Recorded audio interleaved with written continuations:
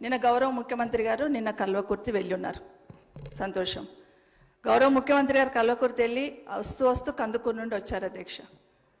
అధ్యక్ష, ముఖ్యమంత్రి గారు 6 గంటలకు వస్తున్నారని 4 గంటలకు అధ్యక్ష కందుకూరు మండల్ హెడ్ క్వార్టర్లో అంగడి అధ్యక్ష. అంగడి అంటే ఎట్లుంటుంది అధ్యక్ష? పక్క ఊర్లో నుండి అందరు రైతులు ఏదో ఒక వస్తువు తీసుకొని వస్తారు. అంగడి పెట్టనివ్వలేదు అధ్యక్ష. షాపులన్నీ బంద్ చేశారు అధ్యక్ష. మా లీడర్లను పోలీస్ స్టేషన్లో కూర్చొని పెట్టింది అధ్యక్ష. ఎందుకు అధ్యక్ష? ఎందుకు అధ్యక్ష? అంటే కింద జరుగుతుందో తెలియకపోవచ్చు అధ్యక్ష. చెప్పిన దాన్ని స్వద్విమర్శనే తీసుకొని నెక్స్ట్ జరగకుండా. ఇంకోటి అధ్యక్ష, స్వేచ్ఛ ఇచ్చామంటున్నారు అధ్యక్ష. సోషల్ మీడియాలో గవర్నమెంట్కి అగెనిస్ట్గా పోస్టులు పెడితే అధ్యక్ష అరెస్ట్ చేస్తున్నారా లేదా అధ్యక్ష? బైండ్ ఓవర్ కేసులు పెడుతున్నారు కదా అధ్యక్ష. రెండవది